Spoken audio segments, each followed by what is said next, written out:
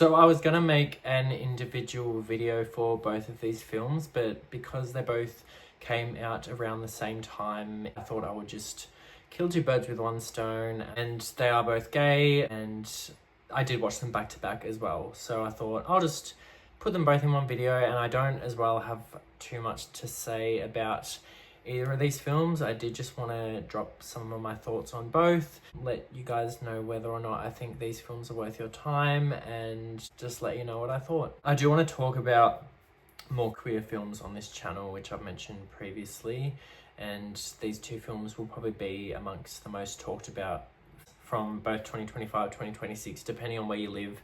These films will come out in either of these years. A lot of people probably haven't seen these films yet, so I won't say too much about either of them. I just want to drop some thoughts and tell you guys what I think. So in the history of sound, we have two young men during World War I who set out to record the lives, voices and music of their American countrymen. So A History of Sound has both Josh O'Connor and Paul Mescal in, who a lot of people have probably heard of from previous films. Paul Mescal was in All of Us Strangers, which was a queer film that came out, I believe, in 2023, which I highly recommend. I absolutely loved it.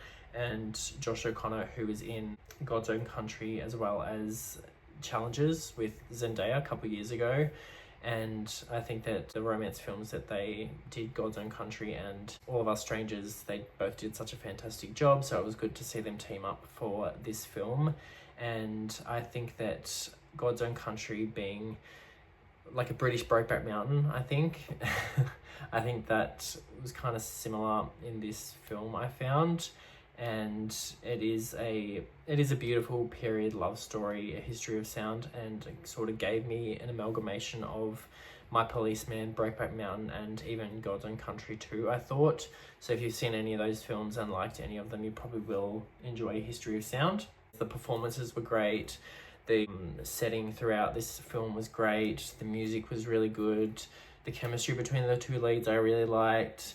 It had a beautiful ending as well. And I recently did order this book online called By the Currawong's Call, which is a period romance set in the Australian bush. And it's about a romance between a priest and a cop who fall in love, and they've got to overcome, I believe there's a bushfire out in the Australian bush, and they've got to try and overcome that, and they fall in love. And I'm really excited to read that one. It was actually quite hard to find online, but I did manage to locate a copy, and I'm excited to read that one. It's from what I watched in this movie. I'm hoping that I get a similar vibe from this book, because that's just what I'm in the mood for right now. I think it gives me a sense of melancholy and nostalgia for a time when I fell in love, but as cheesy as that sounds, back in my early 20s. And I think it just brings me comfort and joy reading that, because I'm actually from the bush, the mountains. So watching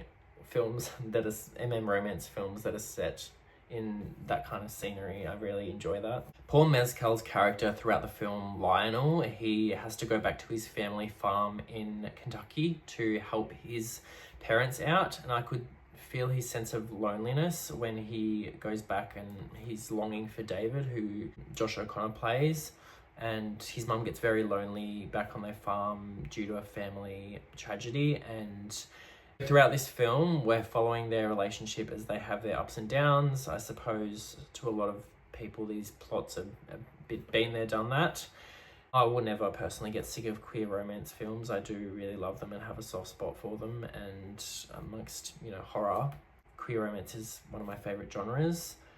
And I don't think we've had a film like this that has had music as the forefront of the plot with a queer period romance. So I do think it is definitely worth checking out. As I mentioned, the music in this is great, and you would expect that after all, going into a film that's called The History of Sound and is about two men going off to record music of their countrymen.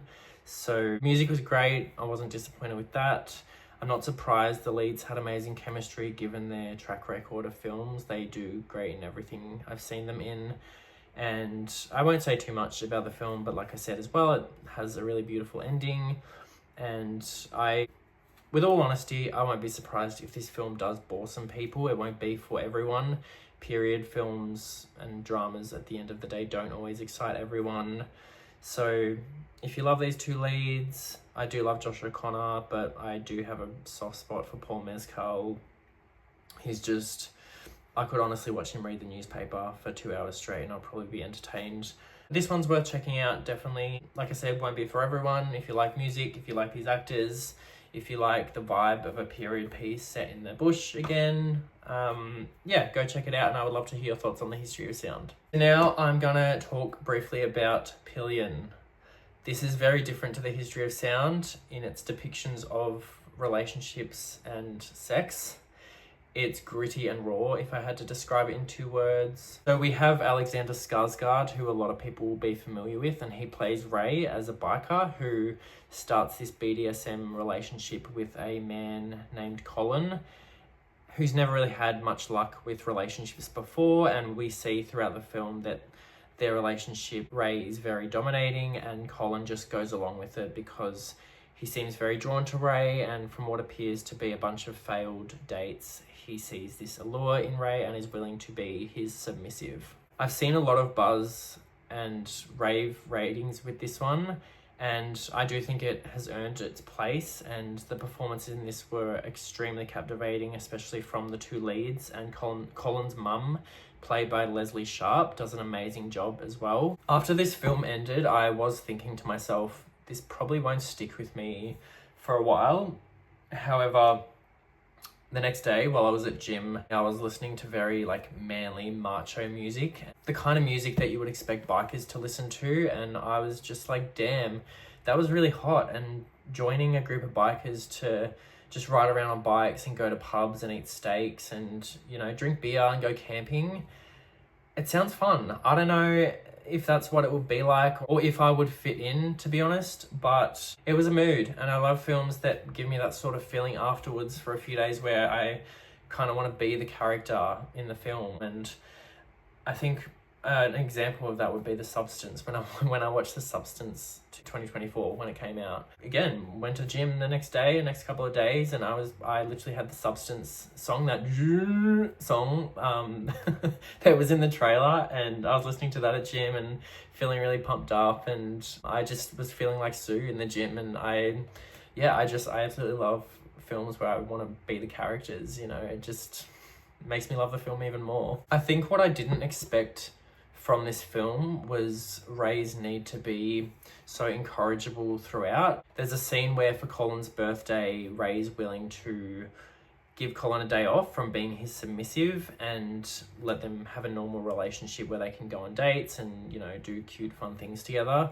And Ray will let Colin sleep in his bed instead of on the floor, and every other day and time of year they're back in this dom-sub relationship. I think personally I was hoping their relationship would gradually become something more romantic, but that's not the case here. Don't go in expecting a romance film, in my opinion. As I mentioned before, Peggy, who plays Colin's mother, she's a big standout in this film. It was actually really nice to see Colin's parents actively supporting Colin's desire to find a connection and a relationship with someone, and helping set him up on dates. Most films we see with same-sex relationships aren't like that. We've got some of the biggest homophobes we see in a lot of queer films are family members, so it was really refreshing to see that with Colin's parents. And there's a scene in this where Colin, Ray, and Colin's parents are all sitting around a table having lunch because Colin's parents want to meet Ray for the first time, and this is where Ray is letting Colin be a bit more free with their relationship, and he's willing to compromise with their terms just because it's Colin's birthday. So they all sit down and have lunch together, and Ray at first thinks it's not a good idea, but then, for Colin's birthday, he's willing to go and meet them. And the whole interaction at this dining table I found really fun to watch, and there's a little volatile back and forth between Colin's mum and Ray, and just felt very raw and tense. And I felt for Colin's mum, who really just wants the best for her son before she dies. And yeah, I just really enjoyed that scene, and it just felt like a real human interaction. I don't really know what else to say about this film, to be honest, aside from how emotionally raw I found it. I do think it will be one of the better queer films that gets spoken about this year, and especially the performances in this. And I do hope we get to see Alexander Skarsgård in more roles like this one, because like Paul Mescal in The History of Sound, Alexander nailed this. If you have seen these films, I would really like to know your opinions and get some more perspectives on how other people interpreted these films and the deep feelings you had towards them. Like I said, don't have much to say, just wanted to share some of my thoughts on these two, and yeah, I hope to have more reviews soon. Thanks for watching.